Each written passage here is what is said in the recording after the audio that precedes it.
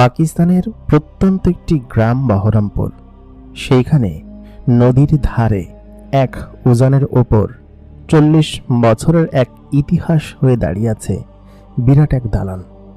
দালান বললেও ভুল হবে, যেন এক রাজবাড়ি, যা কিনা এখন পর্যন্ত সেইখানকার এক ইতিম এবং দরিদ্র যুবকের এক জিন মেয়ের প্রতি ভালোবাসার প্রতীক হিসেবে সেই মহলটি এখন পর্যন্ত সেইখানে দাঁড়িয়ে আছে। সেইখানে এখন আর কেউ থাকে না, কারণ শাহবাজ নামের সেই ছেলেটি আজকে থেকে অনেক বছর আগেই জিনের জগতে পাড়ি জমিয়েছিল। সে ছিল গ্রামের অতি দরিদ্র এবং খুব সাধারণ একজন বালক, যে কিনা গ্রামের এর বাড়িতে ওর বাড়িতে কাজ করত। কেউ দুমুঠো কোনো খাবার দিলে খেত, না হলে খেত না। তার ভালোবাসায় এবং এরকম এক নিদর্শন হয়ে সেই বড় প্রাচীরটি এখনো সেখানে দাঁড়িয়ে আছে। গত বছর সেইখানে বেড়াতে গিয়ে জানতে পারি বহরমপুরের ইতিহাস এবং ভালোবাসার এক অলৌকিক নিদর্শন হিসেবে জিনেদের তৈরি সেই ভবনটি এখনো বহরমপুরের সেই নদীর পাড়ে মাথা উঁচু করে দাঁড়িয়ে আছে। এটা যেন পর্যটকদের একটা অন্যরকম আকর্ষণ বলা চলে। যেই এই গ্রামে আসে এই পুরাতন বাড়িটি, তারা না দেখে সেখান থেকে যায় না। লোকমুখে এখনো শোনা যায় মাঝে মধ্যে পূর্ণিমা রাতে সেই বাড়িতে বিভিন্ন মশাল এবং আগুন জাতীয় আলো জ্বলতে অনেকেই দেখে আশেপাশে যারা থাকে। সেবার গিয়ে সেখানকার সেই কাহিনীটি শুনে সত্যি আমি চমকে গিয়েছিলাম। এমনটা হতে পারে পরীর ভালোবাসা, জিনের ভালোবাসা একজন সাধারণ বালকের প্রতি, যে কিনা ভালোবেসেই তার জন্য নির্মাণ করেছিল এই ভবনটি। সেই ভবনটিতে এখন আর আগের মতো কেউ থাকে না। সেখানে যাওয়ার পর যেন মনে হচ্ছিল শাহবাজ এবং তার স্ত্রী সন্তানরা এখনো সেখানে আছেন, তাদের গায়ের গন্ধ লেগে আছে। কারণ ওইখানেই ছিল শাহবাজের ছোট্ট সেই কুঠির, যেই কুঠিরে সেদিন এসেছিল একদল জিন এবং শাহবাজ তাদেরকে না জেনেই সাহায্য করে ফেলেছিল। এবং সেই সাহায্যের সুবাদে তার পাড়ি জমানো হয়েছিল জিনেদের জগতে, যেখানে গিয়ে সে প্রেমে পড়ে সেখানকারই এক পরী মেয়ের, যে কিনা তাকে ভালোবেসে তার জন্য নির্মাণ করে এই ভবনটি। আজকে আমরা জানব পাকিস্তানের বহরমপুরের এক সত্য ঘটনা, যেই ঘটনাটি এখনো লোকমুখে সেখানে শোনা যায় এবং সেই ভবনটি এখন পর্যন্ত সেখানে অবস্থিত আছে। আসসালামু আলাইকুম দর্শক, সকলে কেমন আছেন? স্বাগত জানাচ্ছি দ্য মেগাবক্স প্রাইমের নতুন আরও একটি এপিসোডে। প্রতিদিনকার মতো কণ্ঠে আমি আরজে ইমরান আপনাদের সঙ্গেই আছি। আজকে আমি আপনাদেরকে শোনাবো এক অলৌকিক সত্য ঘটনা, যেই ঘটনাটি শাহবাজ নামের একজন পাকিস্তানি যুবকের সঙ্গে ঘটেছিল আজকে থেকে প্রায় ৪০ বছর আগে, এবং লোকমুখে সেই ঘটনাটা এখন পর্যন্ত সেই অঞ্চলে গেলে শোনা যায়। শাহবাজকে একদল জিন দেখা দিয়েছিল এক গভীর পূর্ণিমা রাতে। সেখানে উপস্থিত হয়েছিল কিছু বিপদগ্রস্ত জিন, যাদেরকে শাহবাজ তার কুঠিরে আশ্রয় দিয়েছিল। তার ঘরে থাকার মতো শুধুমাত্র একটি রুমই ছিল এবং সেখানে তাদেরকে আশ্রয় দিয়ে সে এক উদারতার পরিচয় দিয়েছিল। এবং পরবর্তীতে কিভাবে শাহবাজ সেই ছোট্ট কুটির থেকে ওই বড় প্রাসাদ নির্মাণ করেন এবং তা জিনাদের দ্বারা করেন, সেই ঘটনাটি জানতে হলে এই ভিডিওটা শেষ পর্যন্ত আমাদের সঙ্গেই থাকুন। যারা এখন পর্যন্ত আমাদের চ্যানেলটাকে সাবস্ক্রাইব করেননি, অবশ্যই আমাদের এই চ্যানেলটিকে সাবস্ক্রাইব করে পাশে থাকা বেল নোটিফিকেশন অন করে দিবেন, যাতে করে নতুন ভিডিওর নোটিফিকেশন সবার আগে আপনি আপনার ফোনে পেয়ে যান। তাহলে চলুন আর বেশি কথা বাড়াবো না, আমরা চলে যাব আমাদের আজকের ঘটনায়। আমার নাম ইমন, আমি বাংলাদেশের ঢাকায় বসবাস করি। আমার এক ফুফুর বাড়ি আছে পাকিস্তানে। কোথায় আছে সেটা আমি বলছি না, তবে আমি সেবার আমার ফুফুর বাড়িতে বেড়ানোর উদ্দেশ্যে গিয়েছিলাম। মাঝে মধ্যেই আমার আব্বা সেখানে যান এবং আমরাও সেই সুবাদে পারিবারিক সূত্রে সেখানে আমাদের যাওয়া আসা চলতে থাকে। সেবার আমি প্রথমবার মতো গিয়েছিলাম, এর আগে আব্বা অনেকবার গিয়েছে। সেবার যাওয়ার পর চিন্তা করলাম একটু ভ্রমণ টমন করে আসি। ফুফুদের বাড়ি থেকে মাত্র ৮৪ কিলোমিটার দূরে একটি গ্রামের নাম বহরমপুর। সেই বহরমপুরের যাওয়ার উদ্দেশ্য ছিল অনেক আগে থেকেই, কারণ আমি ওইখানকার সম্পর্কে এক অলৌকিক ঘটনা শুনতে পাই আমাদের যে ফুফাতো ভাই আছে তার কাছ থেকে। আসলাম আমাকে ঘটনাটা বলেছিল এবং আসলাম এবং আমি একই বয়সী। আসলাম উর্দুতে কথা বলে, সে বাংলায় কথা বলতে পারে না। আমি তার সঙ্গে কথা বলতে বলতে একদিন আমরা ছাদে বসে এরকম এক অলৌকিক ঘটনা ওর কাছ থেকে শুনতে পাই। ঘটনাটি এমন ছিল, বহরমপুরে নাকি একটা পুরাতন বাড়ি আছে। সেই বাড়িটা নাকি জিনেরা তৈরি করেছিল এবং সেটা আজকে থেকে প্রায় 40 বছর আগেরকার ঘটনা। আমি তার কাছ থেকে এই ঘটনা শুনে তেমন একটা বিশ্বাস করিনি। আসলাম আমাকে বলল, চল তোকে এই শুক্রবার বহরমপুর থেকে ঘুরিয়ে নিয়ে আসি। সেই বাড়িটি দেখলে তুই বুঝতে পারবি এরকম বাড়ি আদতেও এখনকার যুগে কোথাও নির্মাণ করা হয় না। পাথরের কি সুন্দর নির্মাণ শৈলী, আর গম্বুজ এবং মিনারগুলো, এগুলো পুরো বিশ্বে কোনো আর্কিটেক্ট করতে পারবে না, যেটা কিনা জিনেরা তৈরি করেছিল সেই মেয়েটিকে ভালোবেসে। তুই চল, তোকে আমি দেখাবো। যাই হোক, ওর সঙ্গে সেদিনকে আমি বেরিয়ে পড়লাম বহরমপুরের উদ্দেশ্যে। সেখানে পৌঁছানোর পর বাজারে কয়েকজনের কাছে শুনলাম, তেনারা বললেন যে হ্যাঁ, এখান থেকে 4 কিলোমিটার দূরে নদীর পাড়ে সেই বাড়িটি অবস্থান এবং সেখানে সকলে একই কথা বলল, জিনেরা তৈরি করেছে। তাদের লোকমুখে নাকি শোনা। এখানে যাদের কাছে জিজ্ঞেস করলাম সকলে ইয়াং, তবে মুরব্বী লোকরা সে সম্পর্কে খুব একটা বলতে চাচ্ছিলেন না। আমি তখন ওকে বললাম, চল আগে দেখে আসি, দেখে আসলেই না বোঝা যাবে। আমি একটা গাড়ি নিয়ে চলে গেলাম সেই জায়গায়। সেই জায়গায় যাওয়ার পর সত্যি আমি সেই ইমারতটা দেখে চমকে যাচ্ছিলাম। সাদা শ্বেত পাথরের তৈরি এক বিরাট মহলের মতো বাড়ি। বাড়িটা নদীর পাশ ঘেঁষে এত সুন্দর করে সেখানে নির্মাণ করা, সেটা এখন পর্যটকের কেন্দ্রবিন্দু হয়ে উঠেছে। মানুষজন সেখানে টুকটাক বেড়াতে আসে, তবে ওরকমটা না। এখানে আমি যখন গেট দিয়ে ভেতরে ঢুকলাম, বাইরে ছিল প্রচণ্ড গরম এবং এই অঞ্চলটা গাছপালা একটু কম, গরমের পরিমাণ একটু বেশি থাকে। তবে আমি যখন ওই বাড়ির গেট দিয়ে ভেতরে প্রবেশ করলাম, সত্যি আমি আপনাদেরকে বলে বোঝাতে পারবো না, সে এক কি শীতল পরিবেশ, যেন ভেতরে এসি ফিট করা। পুরো বাড়িটার ভিতরে একটা অন্যরকম প্রশান্তি ছিল এবং পুরো বাড়ির কাজ, নির্মাণ শৈলী, প্রত্যেকটা জিনিস সম্পূর্ণ জিনিস থেকে আলাদা এবং দেখে বোঝাই যাচ্ছিল না যে এটা 40 বছর আগের কোনো নির্মাণ এবং এখনো মাথা উঁচু করে এরকম ভাবে দাঁড়িয়ে আছে। পুরো বাড়িটি দেখা শেষ করলাম। বাড়িটির ভেতরে যাওয়া নিষেধ। বাইরের কিছু অংশ লোকজন দেখে, বাইরে থেকে টুকটাক লোক আসে, তারা দেখে তারপর চলে যায়। প্রায় বিকেল পর্যন্ত আমি সেখানে ছিলাম। বাড়িটা অ্যানালাইসিস করে মোটামুটি পর্যায়ে একটু দেখে ভালোই লাগলো। ওইখান থেকে চলে আসছিলাম, সেখানে আশেপাশে কিছু লোকজনের কাছে জিজ্ঞেস করলাম, তারা ওই একই ঘটনা বলল। তবে আসল ঘটনা, মূলত যে ঘটনাটি তার সঙ্গে ঘটেছিল শাহবাজের সঙ্গে, সেই ঘটনাটি সেইখানে থাকা এক দাদুর কাছ থেকে আমি প্রত্যক্ষ করলাম। দাদু তখন একদম যুবক ছিল, তার বয়স 25-26 বছর ছিল এবং সে শাহবাজের বন্ধু ছিল। এই কথা যখন আমি তার কাছ থেকে শুনতে পেলাম, আমি বললাম কি যে দাদু, আপনি আমাদেরকে কি ঘটনাটা শোনাবেন? তাহলে আমি খুব আনন্দিত হতাম। আমি বাংলাদেশ থেকে এসেছি। তিনি বললেন, ঠিক আছে, আমি ঘটনাটা শোনাবো। দুর্ভাগ্যবশত সেদিনকে আমরা ওইখান থেকে ফিরতে পারিনি। আমরা আশ্রয় নিয়েছিলাম সেই দাদুর বাড়িতে।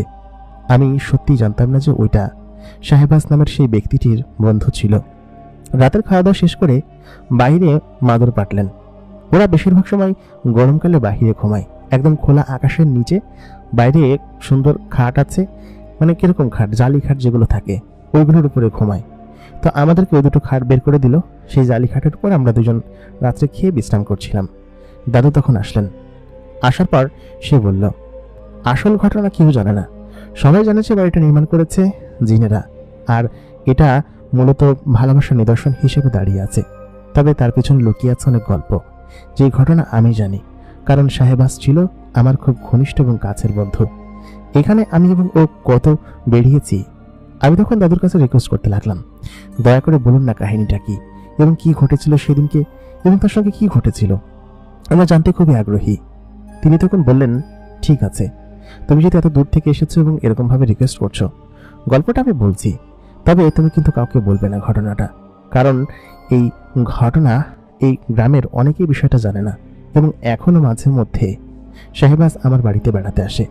আমি তার কাছে ঘটনাটি শুনে সত্যি চমকে গেলাম। আমি বললাম, তিনি এখন কি জিনের দেশেই থাকেন? সে বলল, হ্যাঁ, জিনের ওখানেই থাকে।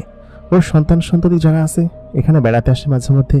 এই ভবনে বছরে 1-2 বার ওরা বেড়াতে আসে, তখন আমাকে দাওয়াত দেয়, আমি সেখানে যাই এবং এই ভবনে তখন মানুষজন দেখতে পায় বাইরে থেকে। আমি তখন বললাম, দাদু আপনি ঘটনাটা বলেন। তিনি তখন বললেন, আচ্ছা ঠিক আছে, আমি একদম সেই শুরু থেকেই বলছি। তখন আমার বয়স 25 কি 26 বছর। আমি এবং শাহবাজ একই সঙ্গেই বসবাস করতাম, মানে সবসময় মাঝে মধ্যে একই সঙ্গেই থাকতাম। আমরা দুজন খুব ঘনিষ্ঠ বন্ধু ছিলাম। শাহবাজের বাবা মা অনেক আগেই মারা গিয়েছিল। সে তার দাদির সঙ্গে এই নদীর পাড়ে ছোট্ট একটা কুঠিরে বসবাস করত, যেই কুঠির খুবই ছোট ছিল, মানে একটা ঘর ছিল মোটে, তাও কোনাকুনি ভেঙে পড়ছে, পাথর দিয়ে চারিদিকে দেয়াল দেওয়া ছিল। এবং এখানকার বাড়িঘরদোর আগে এত বেশি ছিল না এখন যেরকম দেখছো। আগে বাড়িঘরদোরগুলো খুবই অনুন্নত ছিল এবং চারিদিকে দুই একটা ঘর বাড়ি ছিল। এই নদীর পাশ ঘেঁষে যত বাড়ি দেখছো, কোনো বাড়ি তখন এখানে ছিল না, শুধুমাত্র শাহবাজের একার বাড়ি এখানে ছিল। শাহবাজের আব্বা অনেক দূর থেকে এসে এখানে এই জমিটুকু কিনেছিলেন এবং জমির আশেপাশে তাদের বেশ ফসলি জমি ছিল। সেই জমির ওপরেই এই বড় প্রাসাদটি নির্মাণ করা। এইটুকু জমি তাদের ছিল আর এখানেই তারা থাকতো। কিন্তু শাহবাজ যখন এতিম হয়ে পড়ে, তার দাদিও যখন মারা যায়, তখন থেকে সে সম্পূর্ণ একা হয়ে পড়ে এবং এই বাড়িতে সে একাই থাকতো। শাহবাজের দাদি প্রায় 18-19 বছর বয়স পর্যন্ত তার সঙ্গে ছিল, তারপর সে মারা যায়। তারপর থেকে শাহবাজ একাই থাকতো। এক রাতের ঘটনা। সেই রাত বেশ অন্ধকারচ্ছন্ন এবং চারিদিকে লোকজন তো ছিলই না, হালকা জ্যোৎস্না বেরিয়েছিল। শাহবাজ তখন প্রতিদিনকার মতো কাজ শেষ করে এসে তার ঘরে ঘুমাচ্ছিল। হঠাৎ করেই মধ্যরাতে তার দরজায় একটা টোকা পড়ে। টোকাটা খুব মিহি ছিল। শাহবাজের ঘুম ছিল খুবই হালকা। হালকা টোকা পড়ার সঙ্গে সঙ্গে সে ঘুম ভেঙে উঠে পড়ল। উঠে সে ঘরের ভেতর থেকে বলল, কে কে বাইরে? আশেপাশে কোনো লোকজন ছিল না, সেহেতু এইখানে রাত্রেবেলা কারোর আসাটা একটু বেমানান। আশেপাশে কোনো ঘর বাড়ি ছিল না, এই জন্য এত রাত্রেবেলা কেউ এরকম এসে দরজায় টোকা দেওয়া একটু বেমানান লাগছিল। লোকগুলোর কণ্ঠস্বর ছিল বেশ অদ্ভুত। লোকগুলো বাড়ি থেকে ডাকলো, বলল কি যে আমরা একটু বিপদে পড়েছি, আশেপাশে কোনো বাড়িঘর দৌড় নেই, আপনি কি দয়া করে ঘরটা একটু খুলবেন? তখন শাহবাজ এসে তার ঘরের দরজাটা খুলল।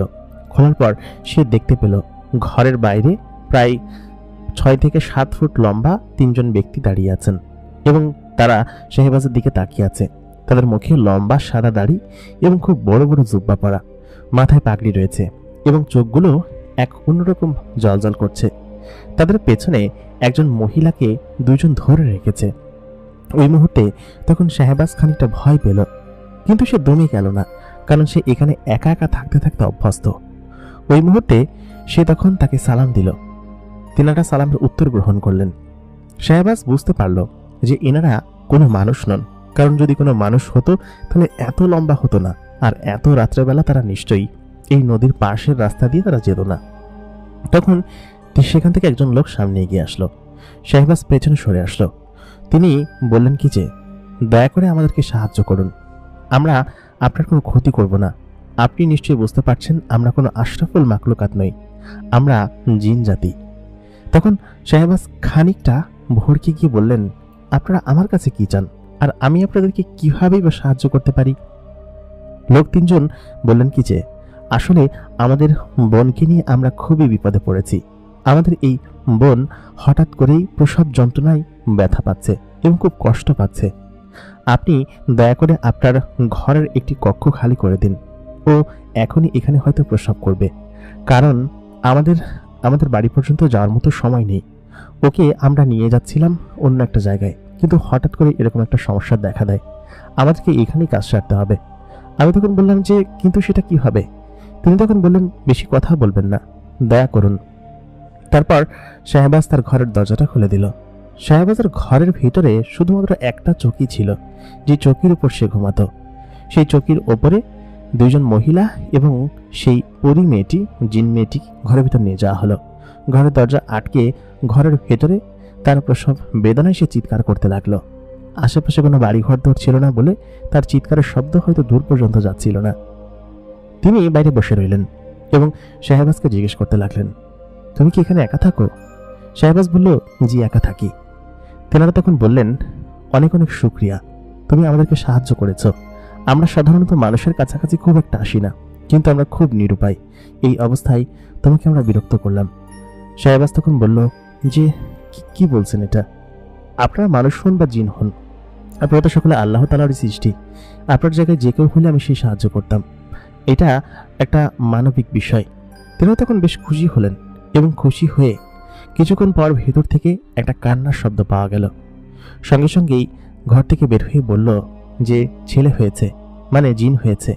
সকলে ঘরের ভিতরে গেল এবং সেই বাচ্চা ছেলেটিকে কোলে নিল এবং প্রথমবারের মতো শাহবাজ দেখতে পেল এক জিনের বাচ্চা, যে বাচ্চার সাইজ ছিল বেশ খানিকটা বড় এবং অস্বাভাবিক রকমের তার শরীর ছিল। এবং জিনের বাচ্চারা দেখতে এরকম হয়। একটা কাপড়ে মোড়ানো হলো, তারপর শাহবাজের কোলে দেওয়া হলো। বাচ্চাটিকে এসে প্রথমবার দেখেছিল। সত্যি সুন্দর চেহারা এবং বেশ অদ্ভুত রকমের তার শারীরিক গঠন এবং মুখের গঠন। তখন তেনারা খানিক্ষণ সেখানে বিশ্রাম করল। বিশ্রাম করার বেশ খানিক্ষণ পর ফজরের আজানের ঠিক খানিক্ষণ আগে জিন তিনজনের মধ্যে থেকে একজন বললেন, আমাদেরকে যেতে হবে, আমরা খুব শীঘ্রই আপনার কাছে ফেরত আসব। আমাদেরকে এখন ফজরের আজান হওয়ার আগেই এখান থেকে বেরিয়ে পড়তে হবে, না হলে হয়তো আমরা আজকে আর এখান থেকে যেতে পারবো না। ওদেরকে খুব দ্রুতই আমাদের বাড়ি পর্যন্ত পৌঁছাতে হবে। তারপর তেনারা শাহবাজের কাছ থেকে বিদায় নিয়ে সেখান থেকে চলে গেলেন। সত্যি শাহবাজ বেশ খুশি হয়েছিল তাদেরকে উপকার করতে পেরে, এবং তারা প্রায় 3-4 ঘন্টা সেখানে অবস্থান করেছিল। শাহবাজের খুশির ঠিকানা ছিল না, কারণ একজন জিনের সাহায্য করতে পেরেছে এবং সেই জিনের বাচ্চা সুস্থ সবলভাবে এখান থেকে গিয়েছে। শাহবাজ খুব দরিদ্র ঘরের ছেলে ছিল, যার কারণে তার বাড়িটা এরকম জীর্ণশীর্ণ এবং ফাঁকা জায়গায় অবস্থান ছিল। পরের দিন সকালবেলা ঘুম থেকে উঠে সে দেখতে পায় জিনেদের কিছু বস্ত্র সেখানে ফেলে গিয়েছে এবং সেই বস্ত্রগুলো সাধারণ কোনো কাপড় দিয়ে তৈরি করা না, একটু ভিন্ন ধাঁচের ভিন্ন রকমের কাপড়। সে সেই জিনিসগুলো খুব সুন্দরভাবে সেখানে তুলে রাখলো এবং সেই জিনগুলোর মধ্যে থেকে একজন যাওয়ার সময় শাহবাজকে একটি আংটি উপহার দিয়ে গেল। বলল, এটা তুমি তোমার কাছে রাখবে। আশা করি আল্লাহর রহমতে তোমার কখনো কোনো বিপদ হবে না। তুমি যে স্থানে থাকো এখানে নানান ধরনের দুষ্ট জিন এবং ভূত প্রেতেরা নাগনা আছে। আশা করি তাদেরকে থেকে তুমি মুক্ত থাকতে পারবে এবং দূরে থাকতে পারবে। তাই বলে তাকে চলে গিয়েছিল। পরের দিন সকালবেলা শাহবাজ তার হাতের আংটিটি দেখে সত্যিই চমকে গেল, কারণ সেটা ছিল এক অন্যরকম শ্বেত পাথরের আংটি। যে আংটিটা বেশ শক্তিশালী ছিল সেটা সে হয়তো জানত না।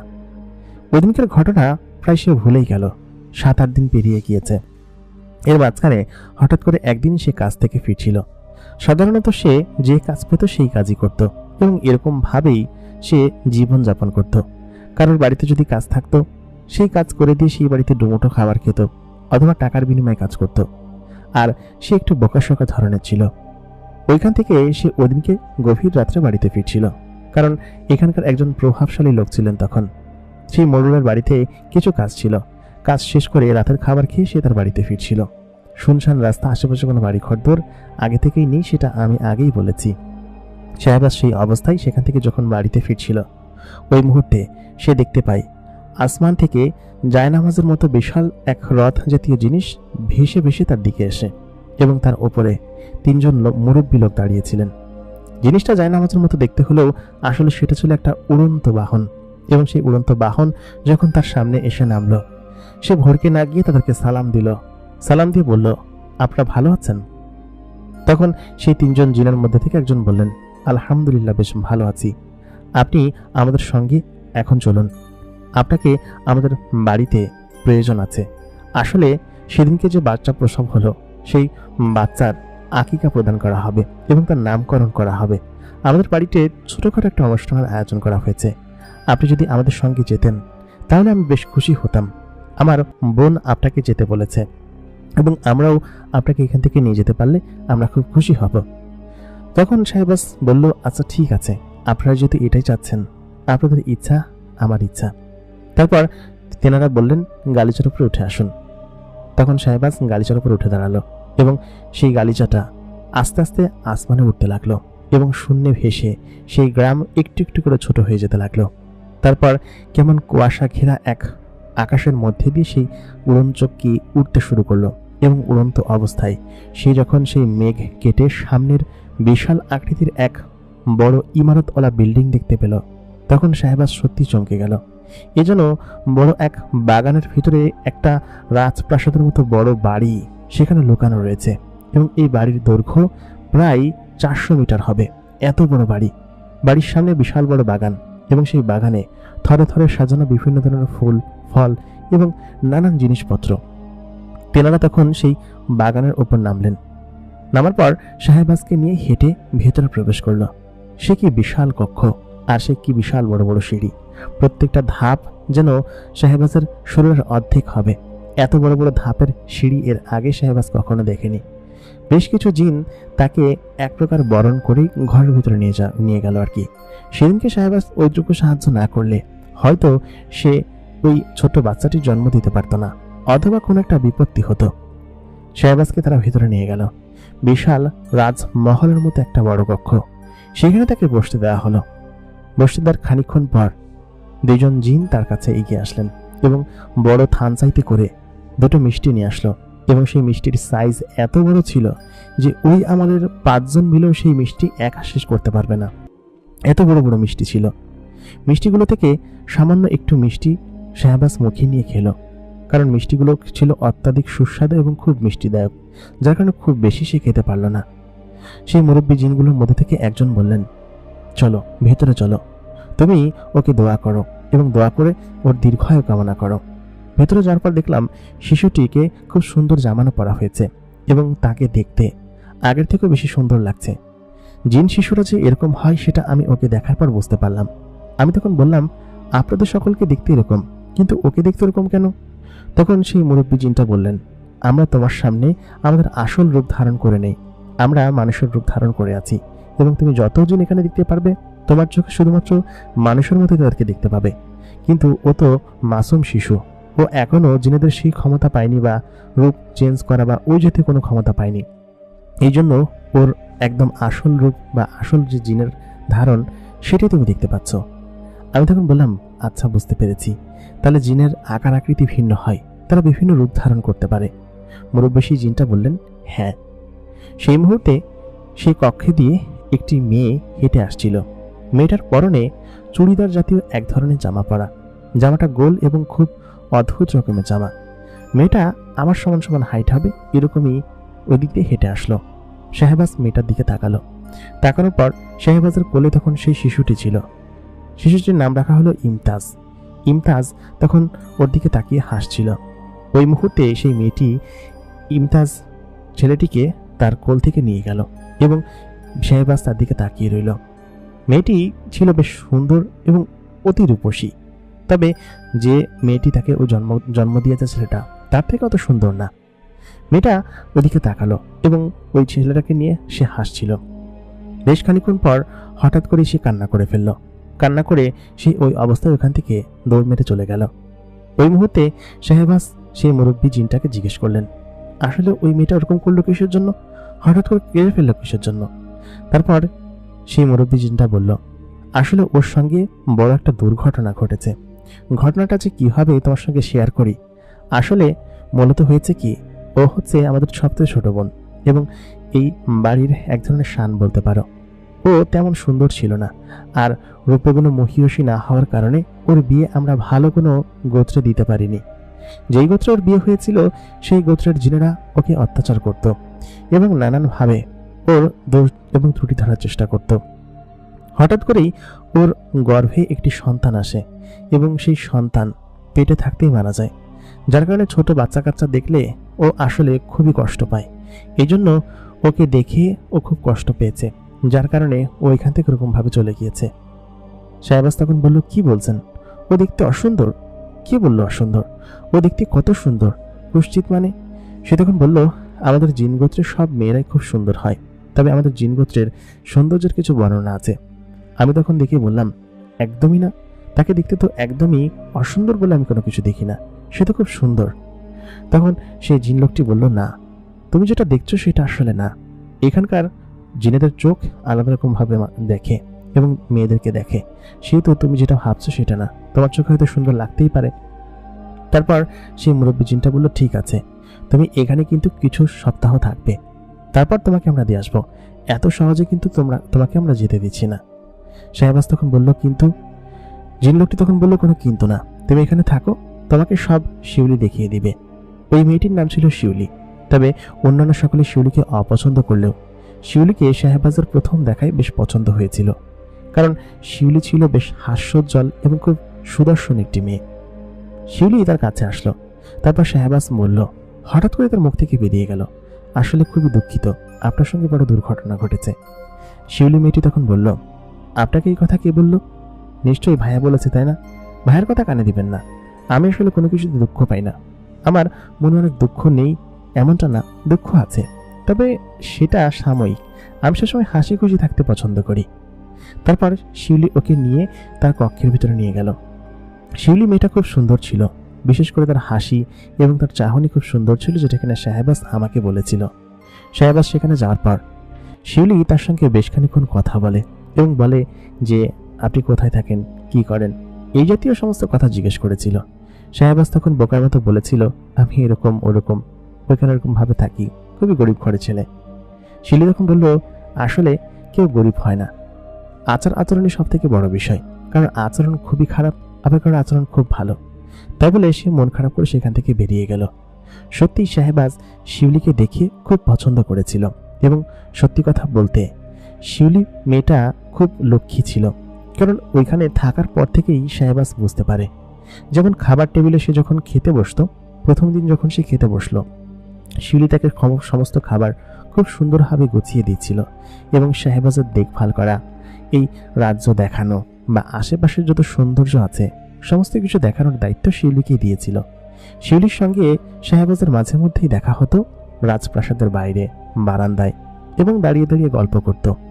গল্প করার মতো অনেক কিছুই ছিল। জিন জগতে আর প্রত্যেকদিন তার যাওয়া হয় না।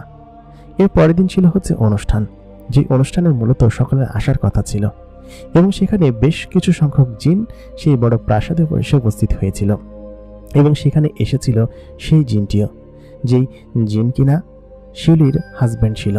সে এই গ্রামেরই একজন জিন ছিল। তাকে দেখে শিউলি ভীষণ কান্না করে এবং শাহবাজের কাছে এসে বলে, এই লোকটি খুবই খারাপ লোক, তবুও আমার ভাইয়েরা তাকে কেন যে ডাকে কিছুই বুঝতে পারি না। আসলে খুব প্রভাবশালী লোক ছিলেন তিনি, যার কারণে তিনি আমাকে ব্যবহার করেছে, এখন আরেকটা মেয়েকে বিয়ে করে তার জীবন নষ্ট করছে। ওই মুহূর্তে শিউলি শাহবাজের সামনে খুব বেশি কান্না করলো। শাহবাজ তাকে বলল, আপনি এখানে থাকলে নিশ্চয়ই খুব বেশি কষ্ট পাবেন, চলুন আমরা ওই সামনের ওই জায়গা থেকে ঘুরে আসি। শিউলি প্রথমে যেতে নারাজ হলেও পরবর্তীতে তাকে সঙ্গে করে নিয়ে পাশে থাকা একটা ছোট্ট কুটিরের মতো জায়গায় সেখানে গিয়ে উপস্থিত হলো। আসলে মূলত শাহবাজ শিউলিকে পছন্দ করেছিল, সেই জন্য তার আশেপাশে থাকার চেষ্টা করছিল। বেশ খানিক্ষণ পর শিউলি তাকে নিয়ে সেখানে গেল এবং বলল, আচ্ছা আপনি তো ভালো কেন বলুন তো? আপনি সেদিনকে আমার বোনের সাহায্য করলেন, তার উপর আবার সকলেই আপনাকে পছন্দ করে। আপনি আসলে বেশ ভালো একজন মানুষ। আসলে ভালো আত্মা যারা থাকে তাদেরকে আল্লাহ তাআলা সত্যিই বরকত দেয়। আপনি সত্যিই খুব ভালো। শিউলিকে সে মাঝে মধ্যেই নানানভাবে উপকার করার চেষ্টা করত এবং তার তারিফ করত, বলতো আপনি কত সুন্দর, আপনাকে কেন মানুষজন অসুন্দর বলে? অসুন্দর বলতে কি বোঝায়? আপনার মন সুন্দর, সমস্ত কিছু সুন্দর, এই জিনিসগুলোই আমার কাছে খুব ভালো লাগে। এটাই শাহবাজ তাকে সবসময় বোঝানোর চেষ্টা করত। আর শিউলি শাহবাজের কথা শুনে আসলে তার মন খারাপ থেকে ভালো হয়ে যেত এবং সে সবসময় চেষ্টা করত শাহবাজের আশেপাশে থাকার। বেশ কিছুদিন শাহবাজ সেখানে অবস্থান করে এবং শিউলির সঙ্গে সে সকাল বিকাল সবসময় তার দেখা হতো এবং এরকম করতে করতে শাহবাজ তো তাকে শুরুতে পছন্দ করেছিলই, পরবর্তীতে শিউলিও তাকে পছন্দ করে ফেলে, কিন্তু শাহবাজ সেটা জানতো না। দেখতে দেখতে সেখানে সপ্তাহ দুয়েক সময় কেটে যায় এবং এর মাঝখানে বেশ কিছু আলাদা আলাদা ঘটনা ঘটে। যেমন শাহবাজ একদিন উপরের সিঁড়ি দিয়ে নিচের দিকে নেমে আসছিল, হঠাৎ করেই পা পিছলে সে নিচে পড়ে যেতে যায়। ওই মুহূর্তে শিউলি এসে তাকে এমনভাবে ঝাপটে ধরে, শিউলির বুকের সঙ্গে এবং শরীরের সঙ্গে শাহবাজের শরীর একদম লেগে যায় এবং নিশ্চয়ই একটা বিড়িকিস্তি অবস্থা, কিন্তু সেই রোমান্টিক অবস্থায় শিউলি তাকে ধরে আসলে বেশ লজ্জা পেয়েছিল এবং এরকম বেশ কিছু ঘটনা ঘটে তার সঙ্গে। শাহবাজ 2 সপ্তাহ সেখানে কাটানোর পর তাকে তো এখন ফিরে আসতে হবে, কিন্তু কেন যেন তার ফিরে আসার কোনো মনোযোগ ছিল না বা ফিরে আসতে ইচ্ছে হচ্ছিল না। সেই মুহূর্তে সে শিউলিকে বলে, যেদিন সে ফিরে আসবে, আপনাকে আমি খুব মিস করব। আসলে আপনি না, তোমাকে খুব মিস করব। তোমাকে তো এই কদিন তুমি তুমি করে বলে এসেছি, এখন আর আপনি বলতে ইচ্ছে করছে না। শিউলি তখন বলল, আমিও তোমাকে খুব বেশি মিস করব শাহবাজ, তুমি বেশ ভালো একটা ছেলে এবং তোমার মতো ছেলে আসলেই মানুষের জগতে আছে আমি জানি, কিন্তু জিনের জগতে নেই। সত্যি তুমি সকলের থেকে আলাদা। সেদিনকে শিউলিকে ওরকমভাবে বিদায় দিয়ে শাহবাজ তার নিজের বাড়িতে ফিরে এসেছিল। ফিরে আসার পর শাহবাজকে এলাকার লোকজন না দেখতে পেয়ে অনেকেই বলেছিল, কি তুই কোথায় গিয়েছিলি, তোকে কাজের জন্য খুঁজছিলাম, হ্যান ত্যান নানান কথাবার্তা। শাহবাজ জিনের জগৎ থেকে ফিরে আসার পর তার নিয়মিত স্বাভাবিক কাজে লেগে পড়েছিল। 2 দিন পর সে যখন রাত্রেবেলা খাওয়া দাওয়া শেষ করে তার বাড়ির সামনে নদীর পাড়ে সেই স্থানে বসেছিল যেখানে সে জাল ফেলেছিল। মাঝে মধ্যে সেই নদী থেকে মাছ ধরত এবং সেগুলো বিক্রি করতে আবার নিজেও খেত। জালটা সবেমাত্র তুলবে, ওই মুহূর্তে একটা সুঘ্রাণ তার নাকে ঘেঁষে আসে। সেই সুঘ্রাণটা ছিল শিউলির গায়ের ঘ্রাণ। শিউলি তার কাছে আসার পর হঠাৎ করেই শাহবাজ সামনে থেকে পেছন দিকে না তাকিয়ে বলে, শিউলি তুমি তুমি এখানে কি করছো? শাহবাজের এই কথা শুনে শিউলি তখন চমকে যায়। বলল, তুমি কিভাবে বোঝো যে আমি তোমার কাছে এসেছি? শাহবাজ বলল, আমি বুঝি, তুমি আমার আশেপাশে থাকলে আমি সমস্ত কিছুই টের পাই, এবং তুমি সত্যি খুবই লক্ষ্মী একটা মেয়ে। তোমার মতো একটা মেয়েকে কেউ ছেড়ে যেতে পারে, এটা আমার বিশ্বাস হয় না। শিউলি তখন বলল, অনেক জিন এরকম আছে, খুবই দুষ্ট, তুমি এখানে একাই থাকো? শাহবাজ বলল, হ্যাঁ, আমার বাবা মা কেউ নেই।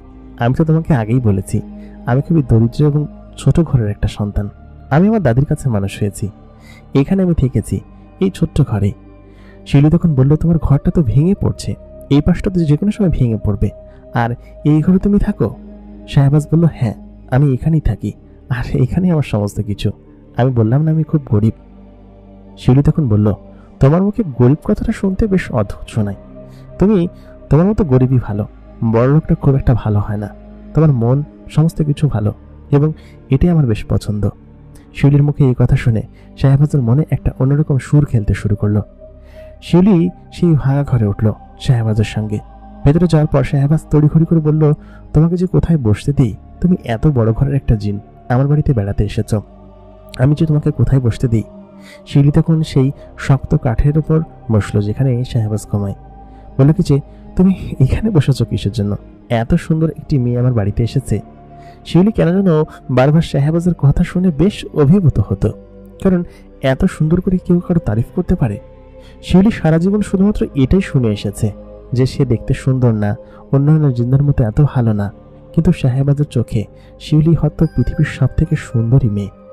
শিউলি তখন বলল, আচ্ছা শাহবাজ, তুমি কি এমনি এমনি পাম দিয়ে আমাকে এইসব কথাবার্তা বলো যে আমি সুন্দর, হ্যান ত্যান? শাহবাজ তখন বলল, একদমই না, তুমি খুব সুন্দর একটা মেয়ে, তোমাকে প্রথম দেখাই আমি পছন্দ। এই কথা বলতেই সত্যি শাহবাজ খুব লজ্জা পেল, কারণ হঠাৎ করে তার মনের কথা মুখ দিয়ে বেরিয়ে গিয়েছে। শিউলি তখন খানিকটা লজ্জা পেল, বলল, হ্যাঁ বলো, প্রথম দেখায় আমাকে কি? তখন সে বলতে চাচ্ছিল না। শিউলি তখন তাকে জোরজবস্তি করে বলল, বলো, না হলে কিন্তু আমি চলে যাব। শাহবাজ তখন বলল, আসলে প্রথম দেখে আমি তোমাকে পছন্দ করে ফেলেছিলাম, সেই থেকেই তোমার প্রতি একটা মুগ্ধতা আমার কাজ করে। শিউলি তখন শাহবাজের দিকে এক দৃষ্টিতে তাকিয়ে রইল, বলল, তোমার চোখে সে কি মায়া! এই মায়া সত্যি আমাকে আমার হতে দেয় না, এক অন্য রকম ভাবনা চিত্তের ভিতরে নিয়ে যায়। শাহবাজ, তুমি আসলে খুব ভালো একটা ছেলে। শাহবাজ সেখানে তড়িঘড়ি করে কথা না বলে তার বয়ম থেকে এক ধরনের মিষ্টি সন্দেশ বের করে শিউলিকে খেতে দেয়, শুকনো মুড়ির সঙ্গে। সে সেই শুকনো মুড়ি এবং বাতাসা খেয়ে সত্যি খুব আত্মতৃপ্তি পায়, কারণ ভালোবাসার ঘরে শুকনো মুড়ি এবং সামান্যতম ওই চিড়া মুড়ি যেন অন্যরকম এক স্বাদ এনে দেয়। শিউলি তখন সেখানে বেশ খানিক্ষণ অবস্থান করল, এবং পুরো ঘরটা যেন এক অন্যরকম সুঘ্রাণে মোমো করছিল। তার ভাঙা ঘরে চাঁদের আলো এসে উপস্থিত হয়েছে, এটাই যেন শাহবাজের মনে হতো। শাহবাজ ততদিনে শিউলিকে ভালোবেসে ফেলেছে, কারণ প্রায় 2 সপ্তাহের উপরে হয়েছে সে শিউলির সঙ্গে দেখা করছে, গল্প করছে, কথা বলছে। এই অবস্থায় এরকম একটি মেয়েকে কে না ভালোবেসে পারবে? এরকম করে শিউলি প্রায় প্রত্যেক দিনই শাহবাজদের বাড়িতে আসতে লাগলো, এবং আসার পথে শাহবাজের জন্য নানান ধরনের খাবার নিয়ে আসতো, যেই খাবারগুলো শাহবাজ এই কয়েকদিন ওইখানে খেয়েছে, কারণ প্রথম যেদিন এখানে শিউলি এসেছিল তখন ওইখানকার খাবারের তারিফ সে করেছিল। এই জন্য সেই খাবারগুলো শাহবাজের জন্য নিয়মিত আনতে শুরু করলো। শাহবাজ তখন বলল, তুমি এই খাবারগুলো আমার জন্য কেন নিয়ে আসো বলো তো? সে বলল, ভালো লাগে তাই নিয়ে আসি, আর তোমার সঙ্গে গল্প করতে আমার খুব ভালো লাগে। জানো শাহবাজ, এই পৃথিবীতে আমার সব থেকে কাছের বন্ধু তুমি হয়ে উঠেছ। এত কথা এর আগে আমি কাউকে কোনোদিন বলিনি, এত রকম ভাবে আমি কাউকে কখনো কোনোদিন সময় দিইনি। শাহবাজ এই কথা শুনে খানিকটা চমকে উঠল। তাহলে কি শিউলিও তাকে পছন্দ করতে শুরু করেছে? বেশ খানিকদিন পর শাহবাজের পরনে এক ছেঁড়া কাপড় দেখে শিউলি একদিন বলল, তুমি ছেঁড়া কাপড় কেন পরো বলো তো? তোমার কি ভালো কাপড় নেই? শাহবাজ তখন উপহাস করে বলেছিল, আমি সামান্য একজন দরিদ্র যুবক, আমার ছেঁড়া কাপড় ছাড়া আর কি বা আছে বলো। শিউলি বলল, ঠিক আছে, তুমি খানিকক্ষণ অপেক্ষা করো। অবশ্য ওইখান থেকে ফেরার পথে জিনারা তাকে কিছু কাপড় দিয়েছিল, কিন্তু শিউলি এর পরের দিন তার জন্য নিজের হাতে তৈরি করে আনে এক সুন্দর মলিন পোশাক, যে পোশাক সে শাহবাজকে পরিয়েছিল। এরকম করে তাদের মধ্যে নিয়মিত কথা হতো এবং নিয়মিত যোগাযোগ এবং যাতায়াত চলতে থাকে। একদিন হঠাৎ করেই শাহবাজ তার এক অন্যরকম আশার কথা জানায়, এক শখের কথা জানায়। সে বলল, একদিন এক রাজবাড়িতে গিয়েছিলাম, আমাদের এখানকারই পাশের এক বড় জমিদার বাড়ি। সেখানে যাওয়ার পর তেনারা আমাকে সেই বাড়ি থেকে দূর দূর করে তাড়িয়ে দিয়েছিল। ওরকম একটা রাজবাড়িতে থাকার আমার খুব শখ এবং আমার খুব ইচ্ছে, এরকম একটা বাড়ি যদি আমার হতো। শিউলি তখন বলল, তুমি কি তাহলে খুব খুশি হতে? শাহবাজ বলল, হ্যাঁ, খুব খুশি হতাম। আসলে মূলত সেই বাড়িতে গিয়েছিলাম কাজ করার জন্য, তবে তারা আমাকে সামান্য একটু ভুলের কারণে সেই বাড়ি থেকে ঘাড় ধাক্কা দিয়ে বের করে দিয়েছিল। আমার খুব ইচ্ছে আমার এরকম একটা বাড়ি থাকুক, সেই বাড়িতে আমি থাকবো। যদি কোনোদিন আল্লাহ কপালে রাখে তাহলে আমি নিজেই বানাবো। শিউলি বলল, তোমার এরকম বোকা বোকা খানিক ইচ্ছের আমার কাছে খুব ভালো লাগে জানো। তারপর শাহবাজ বলল, ভাবতে তো কোনো দোষ নেই, তবে আমি আমি এটা করতে খুব ভালোবাসবো। যদি কেউ আমাকে এটা করে দিত সত্যি খুব খুশি হতাম আমি। একদিন উপহাস করে এমনটা বলেছিল। এর কিছুদিন পার হওয়ার পর তারা তো একে অন্যের প্রেমে পড়ে গিয়েছে। ততদিনে শিউলি তখন হঠাৎ করে বলে উঠল, আচ্ছা শাহবাজ, আমি তোমার কি হই? শাহবাজ তখন বলল যে, তুমি আমার খুব ভালো এবং কাছের একজন বন্ধু, যে কিনা আমাকে সবসময় সব বিষয়ে সাহায্য করে। শিউলি বলল, আর কিছু না? শাহবাজ বলল, আর কি, এই তো আমার খুব কাছের বন্ধু, আমার মনের সব থেকে কাছের। শিউলি তখন বলল, শাহবাজ, আমি তোমাকে ভালোবেসে ফেলেছি এবং আমি তোমাকে বিয়ে করতে চাই। এই কথা বলে সে খানিকটা লজ্জা পেল এবং সে সত্যি সেখানে কেঁদে ফেলল, কারণ এই কথাটা বলা তার উচিত হয়নি, কারণ সে একটা ডিভোর্সি মেয়ে আর তার সন্তানও মারা গিয়েছে। সে কখনোই শাহবাজকে এই কথা বলতে পারে না। শাহবাজ নিজেই যদি বলতো তাহলে একটা কথা ছিল, কিন্তু ততদিনে শাহবাজের জন্য তার মনের ভিতরে এক অন্যরকম ভালোবাসা জাগ্রত হয়েছে, যেই ভালোবাসা কোনো দিনই হয়তো মরবে না। শাহবাজ এই কথা শুনে সঙ্গে সঙ্গেই শিউলিকে বলল, তুমি আমার মনের কথা বলেছ শিউলি, আমি তোমাকে ভালোবাসি, কিন্তু এই কথাটা আমি কোনোদিন তোমাকে বলতে পারতাম না, কারণ তুমি খুব বড় ঘরের জিন। তুমি সাহস করে বলেছ, এর জন্য আমি খুব খুশি হয়েছি। শিউলি তখন তাকে জড়িয়ে ধরল এবং জড়িয়ে ধরে চুমু খেতে লাগলো তার কপালে, গালে, গলায়, সমস্ত জায়গায়। বলল, আমি তোমাকে কোনোদিন ছেড়ে যাব না শাহবাজ, আমি তোমাকে খুব ভালোবাসি। তারপর সেই রাতেই শিউলি শাহবাজের হাত ধরে চলে গেল তার জিনের দেশে, যেখানে সে থাকত। শাহবাজের হাত ধরা অবস্থায় শিউলির বড় ভাই দেখে বললেন, কি ব্যাপার শাহবাজ, তুমি এখানে? শিউলি তখন বলে উঠল, ভাই, আমি তোর কাছে দুইটা জিনিস চাইবো, তুই কি আমাকে দিবি? আর আমি কখনোই তোদেরকে বিরক্ত করব না, এখান থেকে আমি চলে যাব, আমার জন্য কোনোদিন তোদেরকে কোনো কটাক্ষ শুনতে হবে না। তখন তেনারা বললেন, যে কি বলবি বল, তুই আমাদের সব থেকে আদরের ছোট বোন, তুই যা চাবি আমি তাই দিব। শিউলি তখন বলল, আমি তোদের কাছে দুইটা জিনিস চাই। একটা হলো, যেখানে শাহবাজ বসবাস করে সেখানে ওর জন্য একটা প্রাসাদ নির্মাণ করবি এবং সেই প্রাসাদটা আজকে রাতের ভিতরেই করবি, এবং আজকে রাতেই আমি শাহবাজকে বিয়ে করব এবং ওর সঙ্গে ওইখানে চলে যাব। তোদের কি কোনো আপত্তি আছে? যদি আপত্তি থাকে তাহলে বলে দে, আমি সত্যি দূরে কোথাও চলে যাব। তখন তারা খুব বেশি খুশি হয়ে যায় এবং বলে, তোকে কষ্ট থাকতে দেখে আমার সত্যি খুব খারাপ লাগে জানিস বোন, তুই এরকম একটা সুন্দর সিদ্ধান্ত নিয়েছিস, তার জন্য আমি খুব খুশি এবং এটা আজকে রাতের মধ্যে আমি সম্পূর্ণ করব। এ কে কোথায় আছিস, তোরা এদিকে আয়।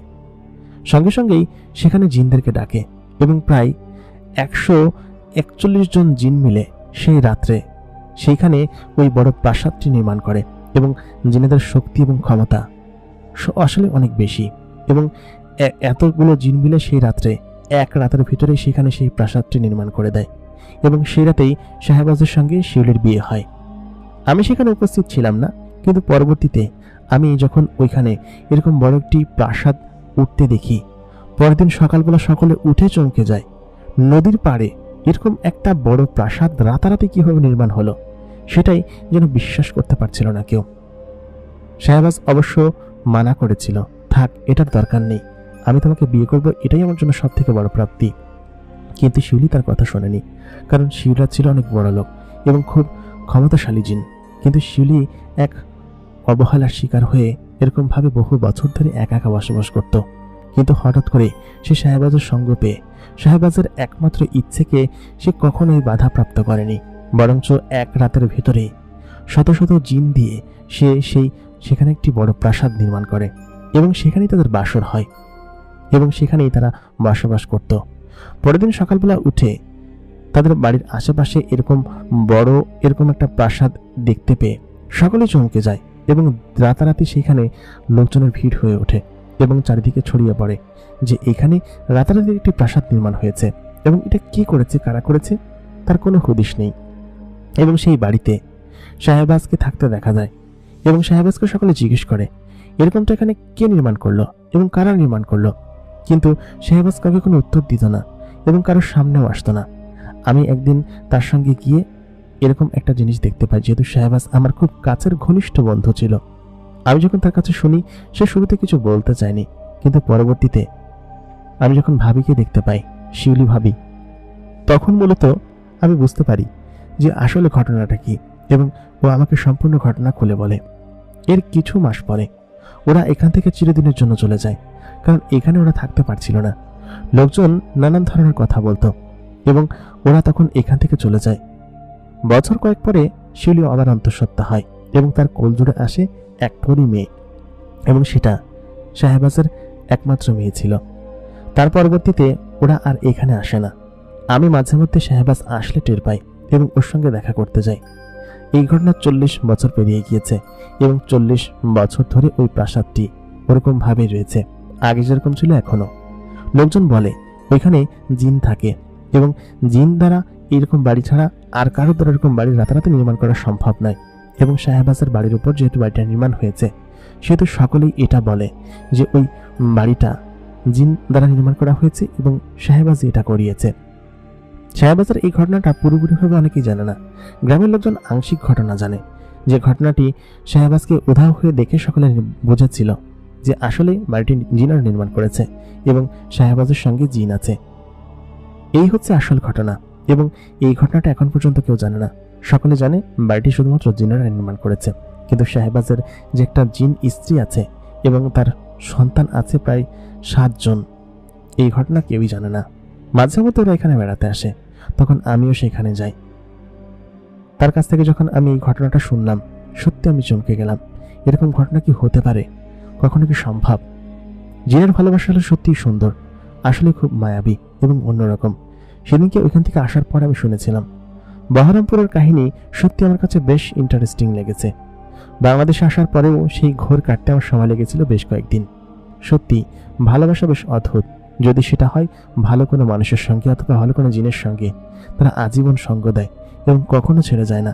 শুধুমাত্র একটি রাত পাল্টে গিয়েছিল শাহবাজের জীবন এবং সে এখন বসবাস করে সেই জিনের জগতে, সেই অঞ্চলে, সেইখানে। প্রিয় দর্শক, আমাদের আজকের ঘটনাটি আপনাদের কাছে কেমন লাগলো কমেন্ট করে জানাতে ভুলবেন না। ভালো লাগলে অবশ্যই লাইক করবেন, সেই সঙ্গে আমাদের চ্যানেলটাকে সাবস্ক্রাইব করবেন। এতক্ষণ কন্টেন্ট আমি আর যে ইমরান আপনাদের সঙ্গেই ছিলাম এবং আপনারা দেখছেন দ্য মেগাবক্স প্রাইম।